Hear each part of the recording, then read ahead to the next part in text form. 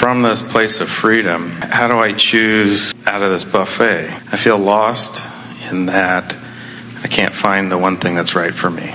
Well, fortunately, from wherever you are, you don't have access to the whole buffet. You only have access to the stuff that's pretty close to where you are.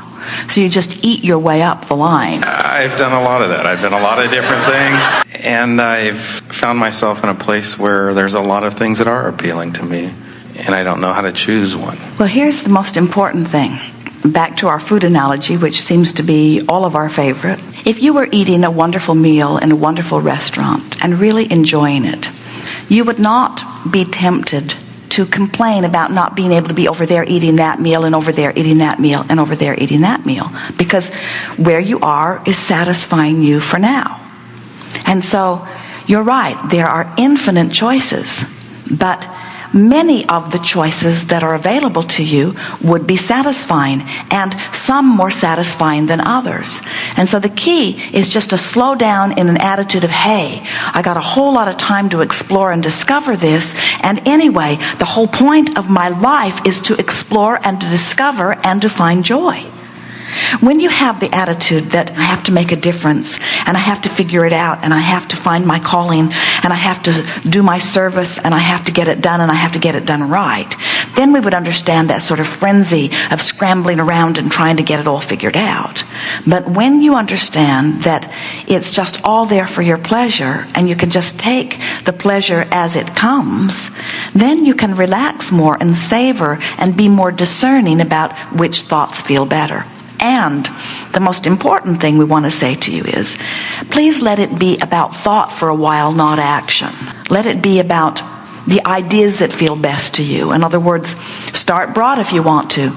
Do I want my own business? Do I want to be self-employed? Do I want to dovetail with another who already has something going on? Which appeals to you more? Self-employed. I like the idea of being self-employed. Do I want to make a big difference in the world? Do I want to satisfy my financial experience? Do I want my life's work to revolve around the work that brings me money? Or do I want the work that brings me money just to bring me money while I'll do other things of a hobby nature or of a philanthropic nature? In other words, how do I see my work? What feels best when I think about the choices? I like to make an impact. Do I want to find something that the whole world will embrace? Or do I just want to find a niche that works for me and let law of attraction bring those people to me who are a vibrational match to who I am? Do I want to reach out in a broad way, or do I just want to be so clearly who I am that law of attraction brings them to me? I like that.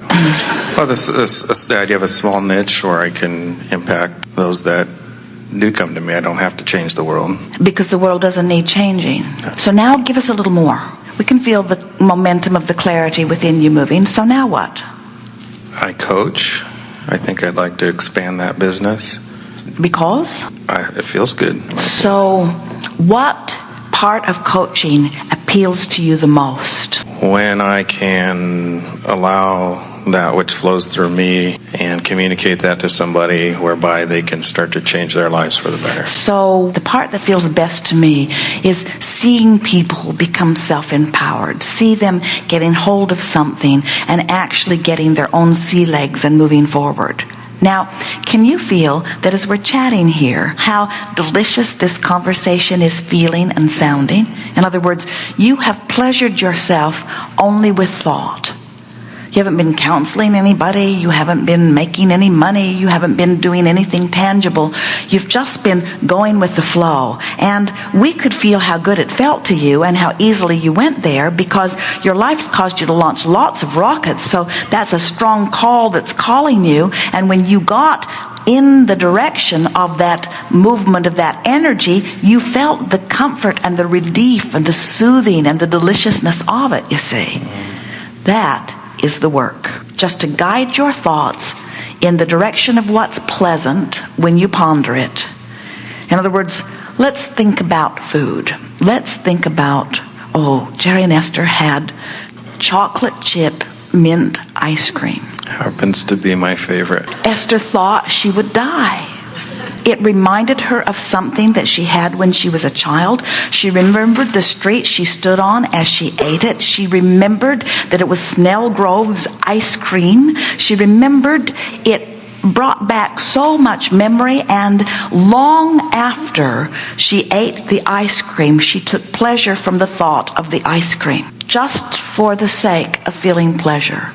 Not for the sake of serving the masses, not for the sake of ending the war in Iraq, not for the sake of stopping famine or poverty, just for the sake of finding something to use as her excuse to go with the flow. This book they've been reading, The Slow Down Diet, and it talks about breathing and savoring and enjoying.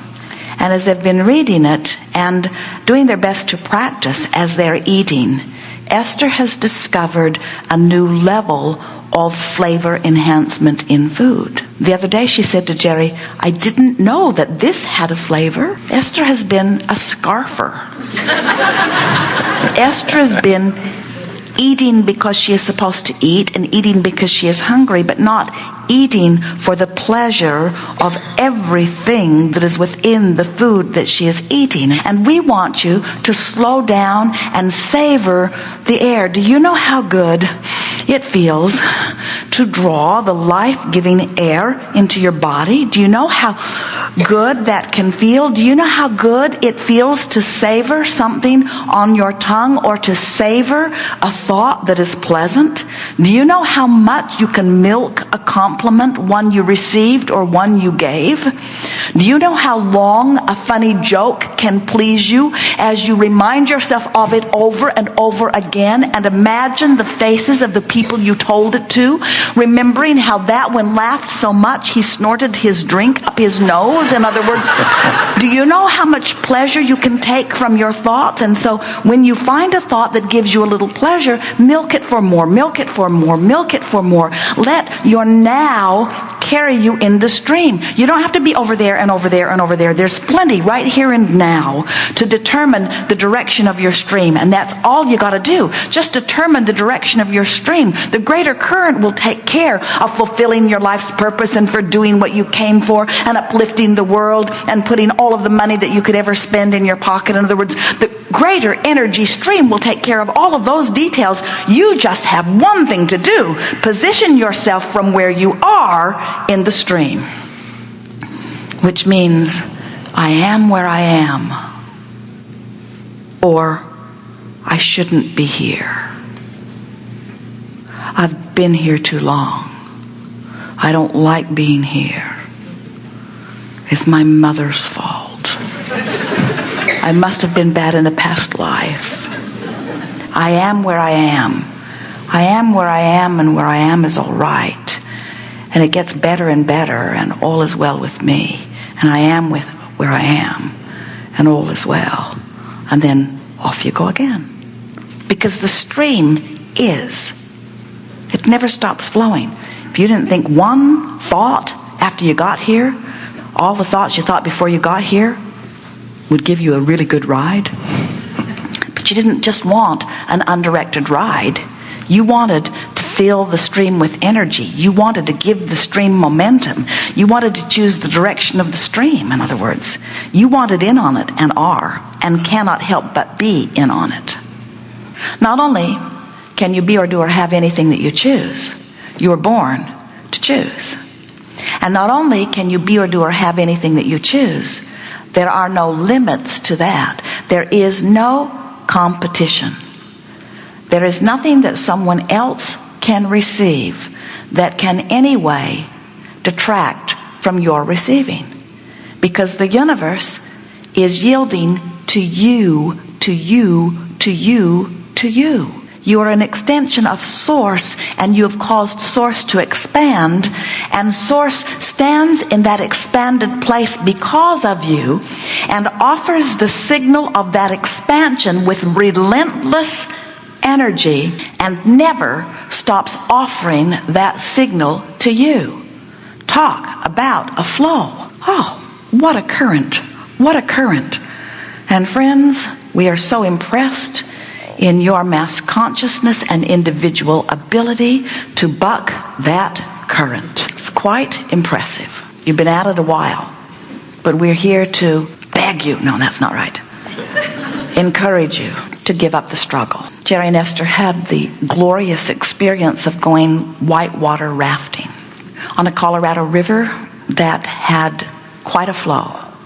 And it occurred to them that when they set their rubber raft, there were 6 of them and a very knowledgeable guide. When they set their raft into the water, it became absolutely obvious that that river was going to take them where it wanted to take them. In other words, there were 6 of them, and they were strong, and they were focused, but they could not have paddled upstream for very long. They just relaxed into that right away and put all of their efforts toward guiding their raft to the best advantage in the river, which was really fun. It never occurred to them to buck that flow.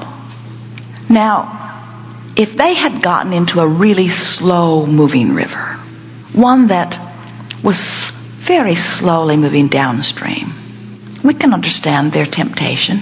All right, guys, 1, 2, 3, 4, let's move up the stream.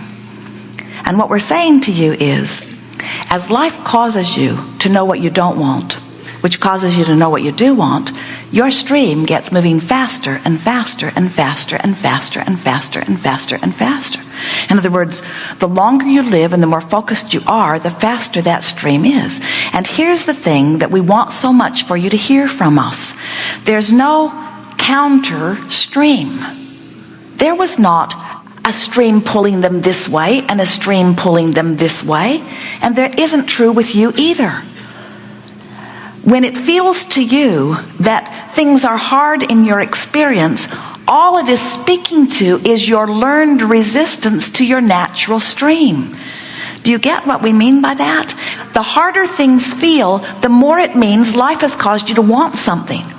When you really, really, really, really, really feel strong negative emotion, you know what that means?